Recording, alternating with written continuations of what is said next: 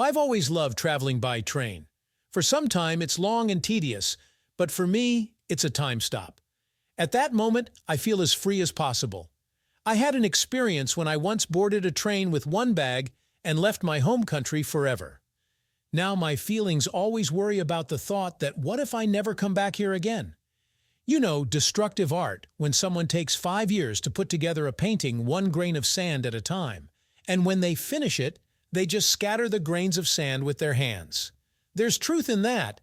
Why do we worry so much about some little things that will soon have no meaning, and we will turn into dust, and no one will even know we exist? Who are we trying so hard to prove anything to? That's the kind of thinking I can afford to do when there's not all this hustle and bustle, those fussy people who want everything from you. Here, you just stop and realize that the less you think about speed, the easier it will be to get through these long and monotonous days and nights. It's always been amazing to watch people rushing around on a train. Do they really think they'll get to their destination before anyone else if they're moving so fast? An interesting state of mind is conveyed by the conductors. It's as if they never sleep, but always as if they have just woken up, but not fully. And in their enigmatic faces is the knowledge of the mystery of time. The only thing you need for a normal flight is a normal traveling companion. I've met all sorts of amazing characters along the way. I thought I was just lucky, or unlucky, to have people from another world hitch a ride with me. Then I realized that it's just a matter of not wearing a mask all the time. There are times when you take it off and everything on the train makes it possible. I remember when we used to cram into trains like some kind of slum bus. It's different now. 2 seats in a private cabin, big comfy cushioned sleepers. It's all set in some kind of global philosophy. But except there are still people, or rather a man, a fellow traveler. An ordinary man it would seem, but he hung a mask on the door and out crawled an egoist of the extreme degree. He changed his clothes for an hour, and in silence, fully occupied. Then he ate good food for a long time. Well, I just didn't like him, so the others just sit there and he sits there like a dick. I'll finish by saying that he snored unrealistically. He left this morning, thankfully, and my silence resumed. Of course, my story is about a woman, and there she was. No pathos. A simple woman, nothing remarkable, except that she is a woman. But to me, any woman is something. Well, that's how I see them personally. You just have to remind any woman that she is a woman, and then you can see the hidden. That's how it was with this lady. She didn't seem to notice me and immediately started fussing about the household. I helped her with something, she thanked me, then another. She thanked me again, then another. Listen, I'm going to run out of thanks if you don't stop being so nice. Her voice was quick, businesslike, but pleasant. Apparently she's the kind of person who does a lot of things and loves what she does. At a certain point, I stepped out of the booth. I thought for a long time at the big windows of the train corridor, watching someone's houses, lives, some important objects passing by. It's like an interactive picture of how our lives are passing by. Then I went back to the compartment. There was a woman in the house. It's always noticeable. That's how they do it. It got really cozy. There was the smell of a light, pleasant perfume.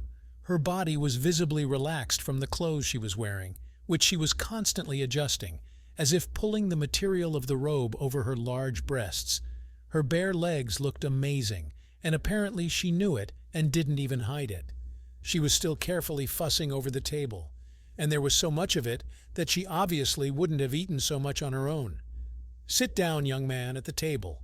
You must be younger than me," I blurted out, not letting her take the position on top. "You're a young man, aren't you?" "That makes sense." I pulled out what I had, which looked pretty modest, but I had the advantage of a bottle of wine. "Wow, you're good," she laughed. "Well, I can do better than that," I smiled, realizing that I'd done the right thing and that I had the right company. We were on the same page. The whole train thing must have had the same effect on her. She was in the same stagnation and in no hurry to get anywhere. It was just this present, and we both loved this present. I think it's the moment worth living for. Of course it's the wine. And what's more, after the first one, she got her own bottle. We stopped time. This was the here and now of life. We didn't talk about the past, we didn't talk about the future. From somewhere we found very interesting things in the simplest and most elementary things. It became very simple and clear to live. Neither I nor she wanted to end this beautiful evening. But the moment came when it was time to do so. So we went to bed. But how to sleep? How to close your eyes when you're at the peak of life? I wanted to go on, but we don't usually do what we want to do. "Are you asleep?" she suddenly asked. "No." I was waiting for her to speak again, but my throat was dry and my voice seemed to fail me. "What's dry?" she smirked. I jumped up and poured myself some water. I drank it and just sat there like a fool. "Come here, Brian," she said, clearly worried. I just obediently started to climb into bed with her. She didn't move. I turned to her and put my hand on her stomach. Then I slowly moved up to her breasts. "I'm married," she blurted out. "I'm married." It mirrored in me. We laughed and relaxed a little. She turned to me and started kissing me. I moved my hands all over her body, actively exploring it, at the same time taking off my robe.